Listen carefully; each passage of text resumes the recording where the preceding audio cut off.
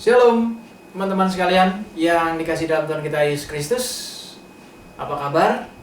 Semoga teman-teman sekalian dalam keadaan sehat dan juga semangat di dalam mengikuti pelajaran kali ini.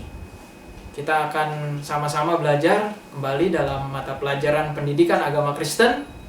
Dan untuk kesempatan kali ini kita akan belajar di kelas 10 SMA. Sebelum itu, mari kita berdoa. Bapa dalam kerajaan sorga, terima kasih Tuhan atas kesempatan yang boleh Engkau berikan kepada kami, di mana kami boleh berkesempatan untuk kembali belajar bersama-sama pendidikan agama Kristen dan melalui kebenaran firman-Mu. Pimpin kami, sertai kami ya Tuhan, dari awal pelajaran video ini sampai akhir dari pelajaran di video ini. Kami berdoa dalam nama Yesus Kristus. Amin. Sebelum saya masuk dalam pelajaran kali ini, saya ingin memperkenalkan buku yang sebelumnya juga saya sudah memperkenalkan ya dalam video-video sebelumnya. Kalau misalnya teman-teman menyimak dan memperhatikan, bukunya seperti ini, Pendidikan Agama Kristen, kelas 10 SMA, terbitan BPK Gunung Mulia. Dan di sini kurikulumnya yang kita gunakan adalah 2013, kurikulum 2013 edisi revisi. Seperti ini bukunya teman-teman. Baiklah, kita akan mulai pelajaran kita pada kesempatan hari ini. Kita sudah memasuki bab yang ketiga. Bab yang ketiga masih dalam semester ganjil. Kita akan membaca Alkitab kita yang terambil atau sebagai landasan Alkitab di pelajaran ini, yaitu dari Kolose pasal 2 ayat 6 sampai dengan 7. Kolose pasal 2 ayat 6 sampai dengan 7. Kamu telah menerima Kristus Yesus Tuhan kita. Karena itu hendaklah hidupmu tetap di dalam Dia. Hendaklah kamu berakar di dalam Dia dan dibangun di atas Dia. Hendaklah kamu bertambah teguh dalam iman yang telah diajarkan kepadamu, dan hendaklah hatimu melimpah dengan syukur. Sekian bacaan Alkitab kita yang terambil dari Kolose pasal 2 ayat 6 sampai 7 sebagai landasan Alkitab pada pelajaran kali ini. Sebelum saya masuk lanjut, ketika teman-teman melihat buku pelajaran ini, di sini ada bab 3 dan juga nantinya ada bab 4. Tetapi kita tidak membahas di bab 4 karena kalau misalnya teman-teman melihat di bab 4, di situ hanyalah penugasan saja, mulai dari uraian kegiatan, bacaan Alkitab, uraian kegiatan, dan penutup, dan juga penugasan. Jadi tidak ada materi di situ. Jadi artinya untuk video kali ini kita akan membahas untuk bab 4, dan setelah itu dalam video selanjutnya kita akan membaca langsung membahas ke bab 5. Gitu ya teman-teman ya.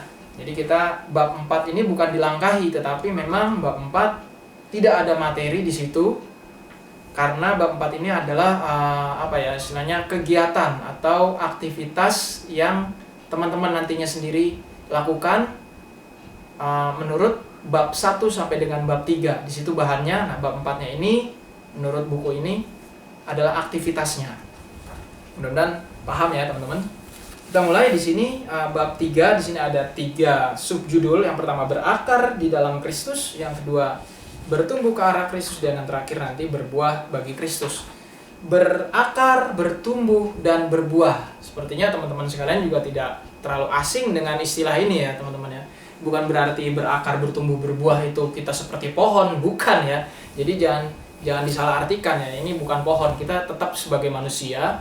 Dan ini adalah berakar, itu maksudnya beriman yang kuat. Gitu ya, berakar itu kalau kuat, semakin dalam semakin kuat, itu maksudnya berakar. Di sini temanya subjudulnya juga atau subtema kita pada subbab kita pada kesempatan ini adalah yang pertama adalah berakar di dalam Kristus. Jadi ketika tadi bacaan kita juga, hendaklah kamu berakar di dalam Dia. Nah, maksudnya berakar dalam Kristus.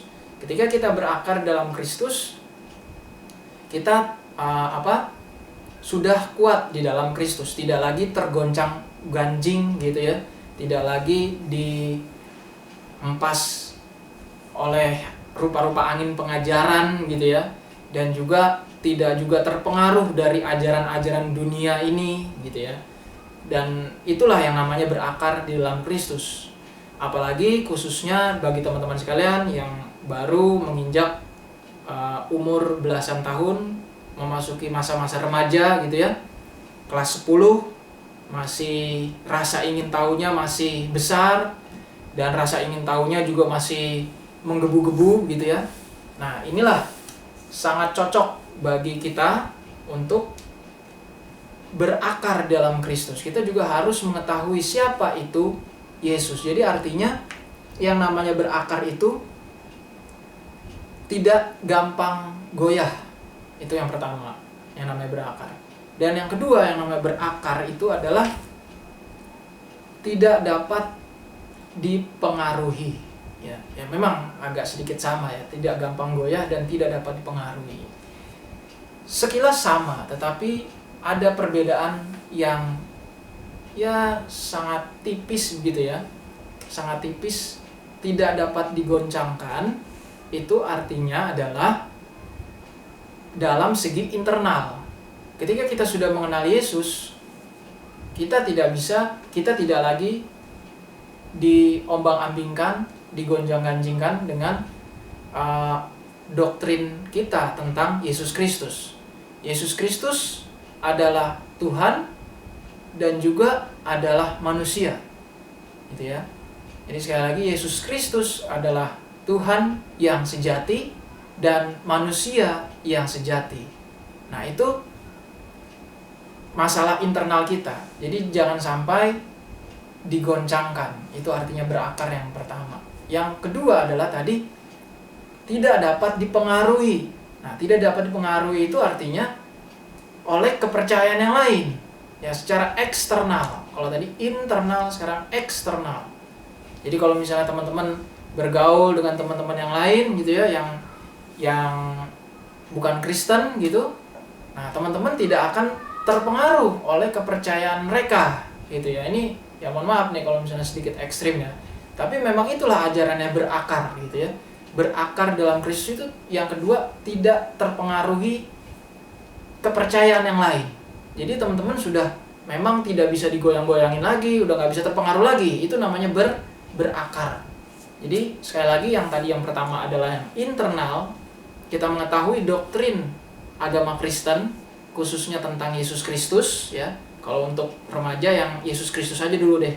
Jadi ya jangan, biar paham benar siapa itu Tuhan Yesus Kristus. Yesus Kristus adalah Tuhan dan manusia sejati, manusia sepenuhnya, Tuhan sepenuhnya. Nanti doktrin yang lain kita belajar bersama-sama yang lainnya gitu ya. Lalu yang kedua, yang namanya berakar, tidak terpengaruh, maksudnya tidak terpengaruh ajaran kepercayaan yang lain, ajaran yang selain Kristen. Jadi artinya kalau kita sudah berakar, berarti kita sudah berkomitmen untuk mengasihi dan setia pada kepercayaan kita, mengasihi dan setia pada Tuhan kita Yesus Kristus sebagai juru selamat pribadi teman-teman. Nah, itu yang pertama, berakar dalam Kristus. Yang kedua adalah bertumbuh ke arah Kristus. Di sini bertumbuh ini juga ada kaitannya dengan pembaruan ya teman-teman ya. Namanya juga bertumbuh ya kan. Bertumbuh kan, kalau nama bertumbuh dari kecil ke besar ya kan, dari sedikit ke banyak gitu kan. Nah, itu bertumbuh. Kalau misalnya kalau misalnya dari sedikit lagi, berarti nggak bertumbuh dong. Dari kecil aja terus nggak bertumbuh kan. Nah, ini namanya bertumbuh, itu adalah progres. Ada progres. Yang tadinya 1 jadi 2, jadi 2, jadi 3, 4, 5 gitu ya. Jadi itu kalau angkanya secara kuantitatif. Kalau secara kualitas, yang namanya bertumbuh itu adalah bertumbuh dalam iman. Yang pertama, kita bertumbuh kalau misalnya dulu, kalau teman-teman masih sekolah minggu, iman sekolah minggu, iman anak sekolah minggu, ya kan? Hanya mengetahui orang tuanya Yesus siapa, gitu ya. Orang tuanya Tuhan Yesus siapa? Terus lahir di mana? Tuhan Yesus lahir di mana? Terus hari-hari raya Kristen apa aja, ya kan? Nah, tetapi karena ini teman-teman sudah SMA, udah remaja nih, tidak hanya itu pengetahuannya, tetapi bertumbuh ke arah yang lebih mendalam lagi ya, lebih ke arah Kristus lagi. Mungkin kalau dulu hanya profil Tuhan Yesus saja, profil murid-murid Tuhan Yesus saja, hanya menghafal nama saja. Tetapi di sini yang namanya bertumbuh dalam iman sudah berbicara tentang bagaimana kita caranya berdoa misalnya ya, bagaimana kita caranya berdoa. Apa yang kita mohonkan dalam doa-doa kita. Terus apa harapan kita kepada Tuhan kita Yesus Kristus. Nah itu, jadi bertumbuh dalam iman. Bertumbuh ke arah Kristus dan juga bertumbuh dalam iman. Yang tadinya baca Alkitab hanya baca saja. Nah sekarang SMA udah kelas 10 tidak hanya cuma membaca saja, tetapi juga bisa mengartikan. Misalnya Tuhan Yesus memberi makan 5.000 orang. Artinya apa? Ya kan? Apa hanya sekedar memberi makan saja? Tidak ya. Tetapi ada makna yang terdalam dari itu. Misalnya Tuhan Yesus mengubah air menjadi anggur dalam perjamuan di Kana misalnya. Itu makna Yesus mengadakan mujizat seperti itu apa? Ya kan? Jadi udah ke sana arahnya, udah bertumbuhnya ke sana. Atau mungkin ketika kita belajar misalnya di sekolah, harapan apa yang kita sampaikan kepada Tuhan? Entah itu nilai yang bagus, semangat belajar, dan lain sebagainya. Nah, itulah tingkatan iman. Tingkatan iman yang terus bertumbuh. Dan perlu dicatat di sini adalah yang namanya bertumbuh, nanti pasti teman-teman bilang, saya kan masih muda Pak. Masa udah bertumbuh sedemikian rupa gitu ya. Jangan salah teman-teman ya. Yang namanya pertumbuhan iman itu tidak mengenal usia ya. Usia muda sekalipun, belasan sekalipun bisa bertumbuh pada iman. Dan sebaliknya, belum tentu orang yang sudah mungkin udah 30 tahun, 40 tahun, mungkin imannya mungkin seperti kalian gitu ya, seperti teman-teman ya. Tidak ada perkembangan, tidak ada pertumbuhan. Bisa saja kan? Bukannya saya mau menghakimi, tetapi banyak orang di luar sana seperti itu ya. Jadi istilahnya masih marah-marah lah, masih sombong, masih iri hati. Itu kan bukan bertumbuh ya. Istilahnya imannya belum bertumbuh kalau kayak gitu. Kalau misalnya masih ada temannya ranking 1 misalnya dijauhi gitu, iri sama temannya, itu kan nggak bisa seperti itu ya. Artinya itu berarti belum bertumbuh dalam imannya. Kalau misalnya teman-teman sekalian masih seperti itu, berarti ya koreksi diri sendiri gitu ya. Apakah iman kalian, iman teman-teman bertumbuh nggak secara kualitas ya, bukan secara kuantitas. Nah itu bertumbuh ke arah Kristus. Lalu yang subbab yang terakhir adalah berbuah. Nah ini berbuah, kalau misalnya teman-teman sekalian mengingat di Injil Yohanes pasal 15 gitu ya. Aku adalah pokok anggur yang benar ya. Atau saya baca deh di Injil Yohanes pasal 15. Kalau teman-teman kalau mau membuka Alkitab teman-teman sekalian ya, jangan lupa ya teman-teman, setiap video ya usahakan tidak hanya menyimak video, tetapi teman-teman juga sediakan Alkitab supaya bisa dapat menyimak. Yohanes pasal 15 ayat 5 ya. Ayat 5. Akulah pokok anggur dan kamulah ranting-rantingnya. Barang siapa tinggal di dalam aku dan aku di dalam dia, ia berbuah banyak. Sebab di luar aku kamu tidak dapat berbuat apa-apa. Nah, ini di sini ya ada kata berbuah. Ya, berbuah bagi Kristus, berbuah banyak. Maksudnya apa berbuah? Apakah kita jualan buah? Ya, enggak ya. Jualan buah enggak ya. Nah, buah itu maksudnya adalah menghasilkan sesuatu. Ya kan? Jadi namanya berbuah. Kita ada buah, maksudnya kita bisa dicontoh orang. bisa ditiru teman-teman kita. Itulah yang namanya berbuah. Oh, misalnya si A dia udah rajin ke gereja, setiap ini baca Alkitab, di sekolah juga begitu, sering bawa Alkitab untuk ibadah, ya kan? Terus kalau hari Jumat yang Muslim sholat Jumat, dia ibadah juga bersama dengan teman-teman yang lain yang Kristen, ya. Itu berbuah namanya. Jadi ada hasil yang diwujudkan.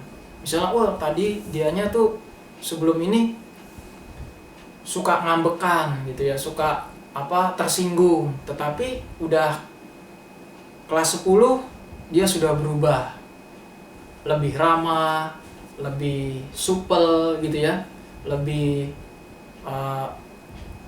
santun perkataannya, perkataannya lebih sopan, perkataannya tidak ada lagi perkataan kasar yang keluar dari mulutnya. Nah, itulah buah. Ya. Jadi buah ini juga identik dengan pertobatan. Ya. Yang tadinya begini jadi begitu, gitu ya. Kalau di surat Efesus, manusia baru. Manusia baru. Yang tadinya manusia lama jadi manusia baru. Itulah juga masih identik maknanya dengan berbuah bagi Kristus. Jadi meninggalkan manusia lama dan mengenakan manusia baru. Itu di Efesus ya. Nanti teman-teman sendiri baca di kitab Efesus. Nah, ini artinya sekali lagi teman-teman yang dikasih dalam Tuhan kita Yesus Kristus, Tuhan Yesus mengingatkan, tinggallah di dalam aku dan aku di dalam kamu, sama seperti ranting tidak berbuah dari dirinya sendiri kalau ia tidak tinggal pada pokok anggur, demikian juga kamu tidak berbuah jikalau kamu tidak tinggal di dalam aku. Nah, syaratnya untuk kita berbuah harus tinggal di dalam Kristus, harus percaya pada Kristus.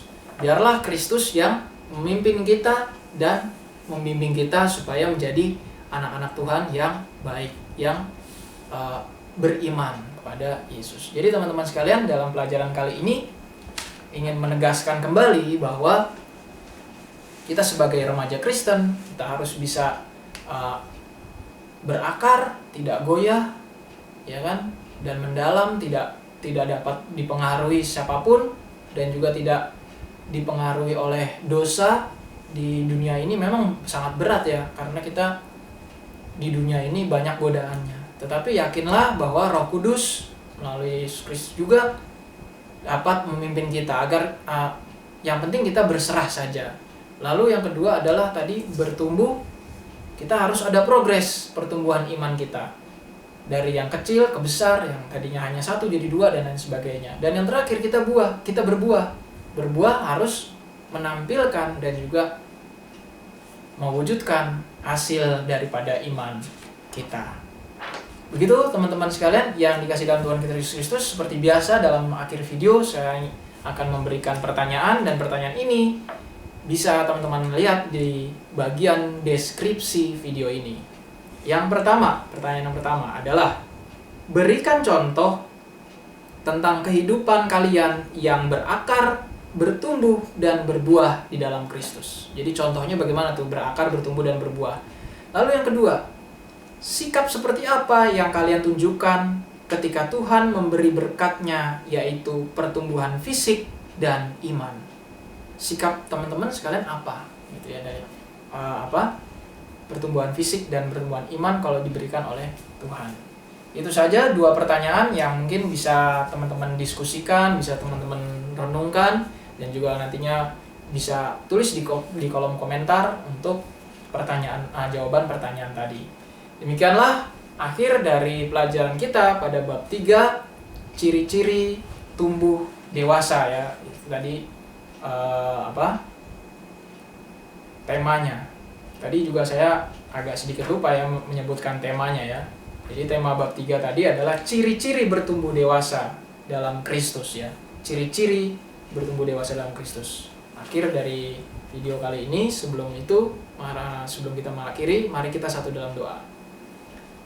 Tuhan kami Yesus Kristus, terima kasih Tuhan atas pelajaran pada kali ini bab 3 tentang ciri-ciri pertumbuhan dalam Kristus. Biarlah Tuhan sendiri yang juga menolong kami dalam kami berakar, bertumbuh, dan berbuah di dalam Kristus. Inilah doa permohonan kami ya Tuhan, kami mengucap syukur atas video pelajaran kali ini. Kami berdoa hanya dalam nama Yesus Kristus. Amin. Baiklah, sekian dari saya untuk pelajaran kali ini. Semoga apa yang saya sampaikan dapat boleh juga bermanfaat dan berguna bagi teman-teman sekalian. Inilah akhir dari video kali ini. Saya Pendeta Felix Andaria, ucapkan terima kasih. Kiranya Tuhan kita Yesus Kristus memberkati. Shalom.